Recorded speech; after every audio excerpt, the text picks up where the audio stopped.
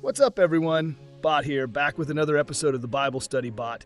And folks, if you've been following along with us through Psalms 3 and 4, you're going to love where we're headed today. So quick recap.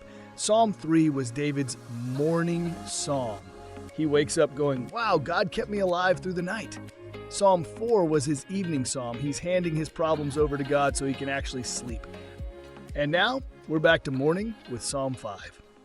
Scholars call Psalms 3, 4, and 5 a cluster. They work together like a set. Morning trust, evening rest, and now, morning justice. David's not just waking up grateful, he's waking up ready to present his case before God like a lawyer in a courtroom. And honestly, that's pretty bold. But first, you know the drill, daily joke time. What do lawyers wear to court? Lawsuits. Okay, that one's terrible, but hey, we're talking about courtrooms today, so it kind of works, right? Right? Anyway, moving on. All right, before we jump in, all the sources my engineer compiled are down in the description. If you want to dig deeper into any of this stuff, it's all there waiting for you. Here's the plan. I'm going to read Psalm 5 straight through from the ESV. Grab your Bible, pull up your app, whatever works, just follow along if you can. Cool? All right, here we go. The Book of Psalms, chapter 5. To the choirmaster, for the flutes, a psalm of David. Give ear to my words, O Lord. Consider my groaning. Give attention to the sound of my cry, my King and my God, for to you do I pray. O Lord, in the morning you hear my voice. In the morning I prepare my prayer to you and watch. For you are not a God who delights in wickedness. Evil may not dwell with you. The boastful shall not stand before your eyes. You hate all evildoers. You destroy those who speak lies. The Lord abhors the bloodthirsty and deceitful man. But I, through the abundance of your steadfast love, will enter your house. I will bow down toward your holy temple in the fear of you. Lead me, O Lord, in your righteousness because of my enemies. Make your way straight before me. For there is no truth in their mouth. Their inmost self is destruction. Their throat is an open grave. They flatter with their tongue. Make them bear their guilt, O God.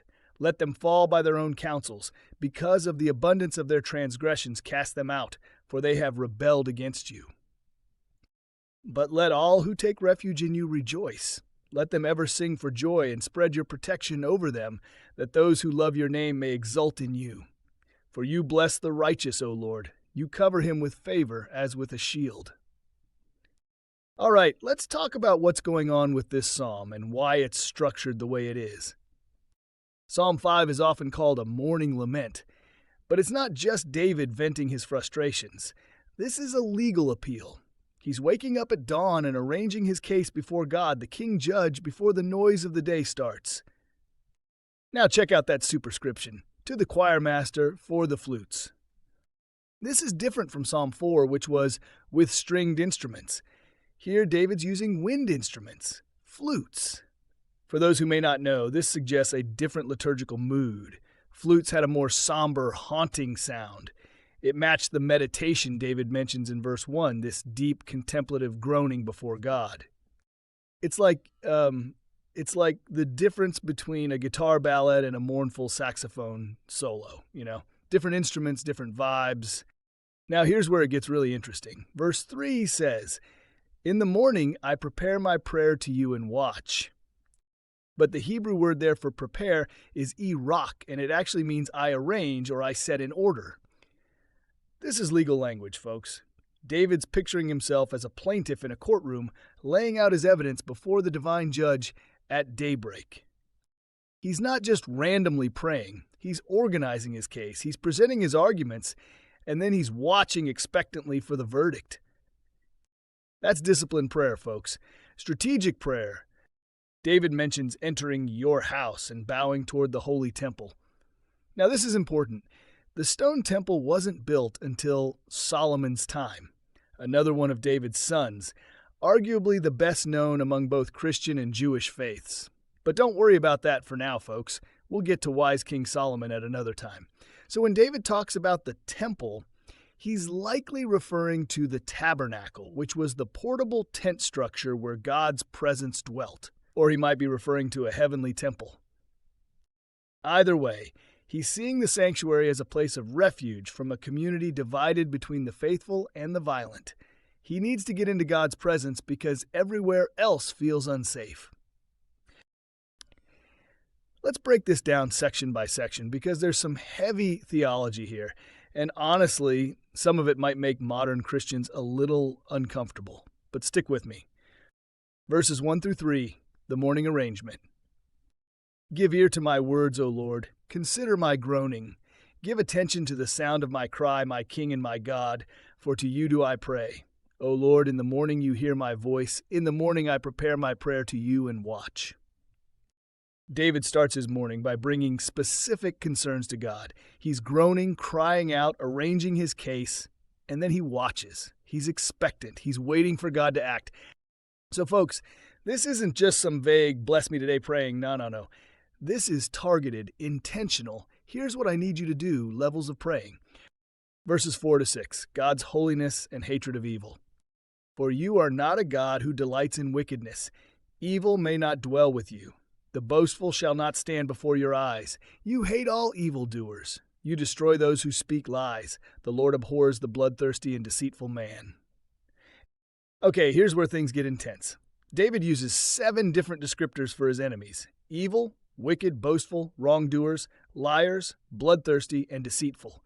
7 is the number of completeness in Hebrew thought. So David's saying these people are totally corrupt. And he says God hates them, God abhors them, God destroys them. Now, folks, this is the first time in the Psalms we've hit what scholars call an imprecatory psalm, a psalm that asks for God's judgment on enemies. And from a Christian perspective, living under the new covenant of grace and mercy, this can sound harsh, really harsh. So let's talk about this because it's important. David isn't asking for personal vengeance here. He's asking for God's righteous judgment. There's a difference. David's not saying, God, let me destroy them. He's saying, God, you are the judge. You deal with evil. And here's the thing. As Christians, we are still called to love our enemies. Jesus himself says in Matthew 5:44, love your enemies and pray for those who persecute you. We don't get to hate people. We don't get to wish harm on them. But, and this is key, we can and should ask God to bring his righteous justice. We can pray, God, deal with the evil in this situation, protect the innocent, stop the wicked from harming others. That's not vengeance. That's asking the judge of the universe to do what's right. David trusted God to be the judge. He didn't take matters into his own hands, and neither should we. Verse 7, access through chesed. But I, through the abundance of your steadfast love, will enter your house.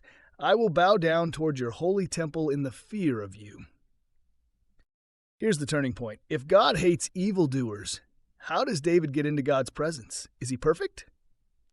You were here for our chapter 3 lesson, right?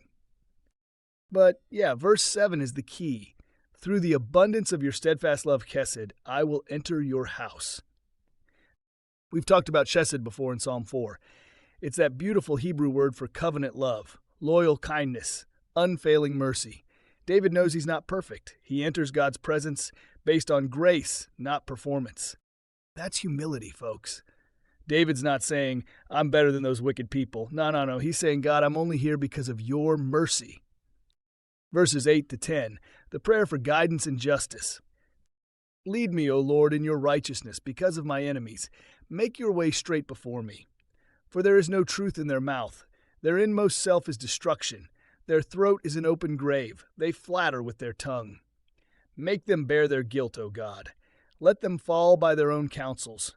Because of the abundance of their transgressions, cast them out, for they have rebelled against you.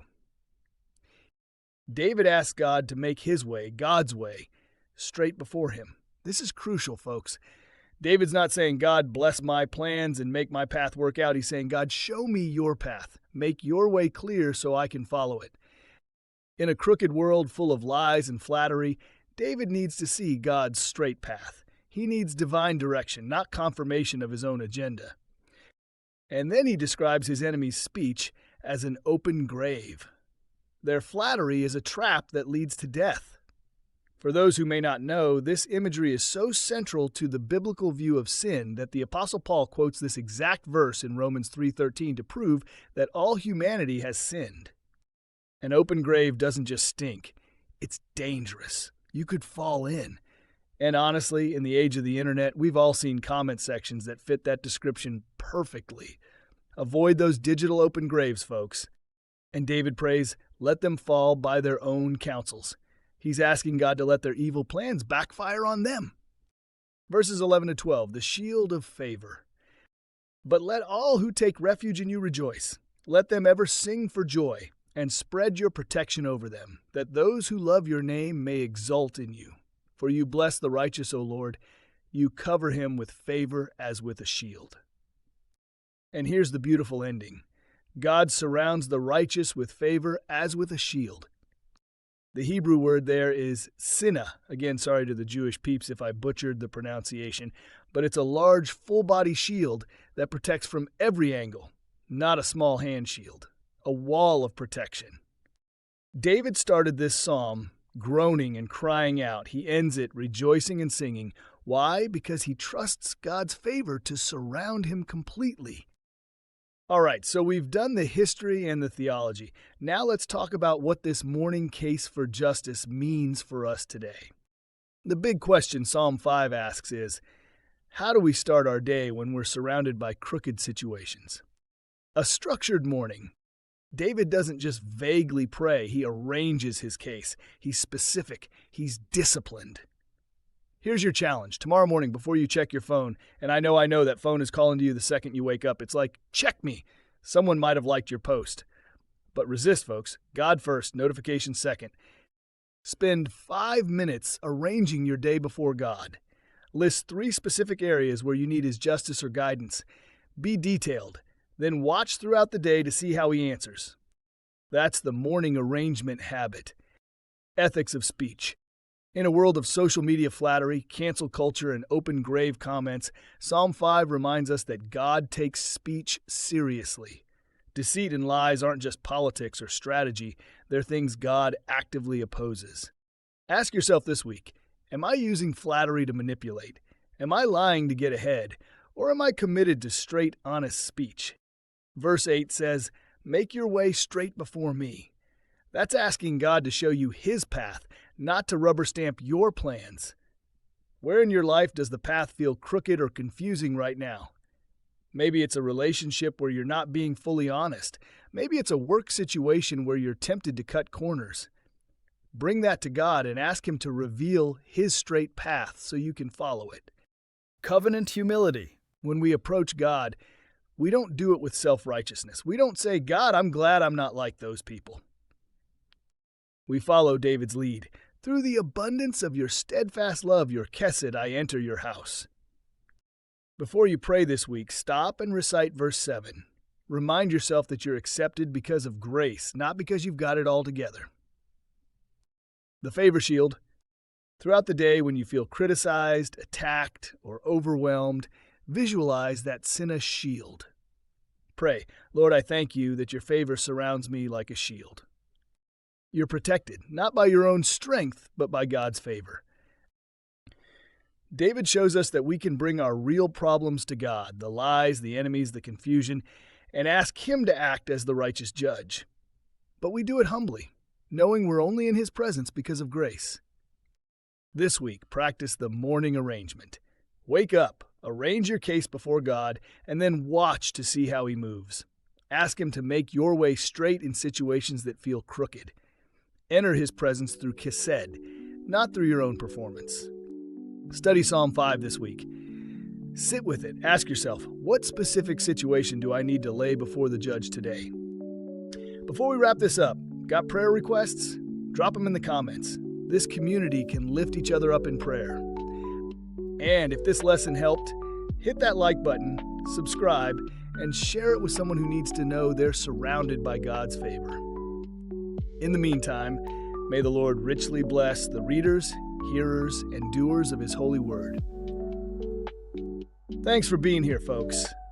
Let's keep growing in God's word together, and I'll see you in the next one.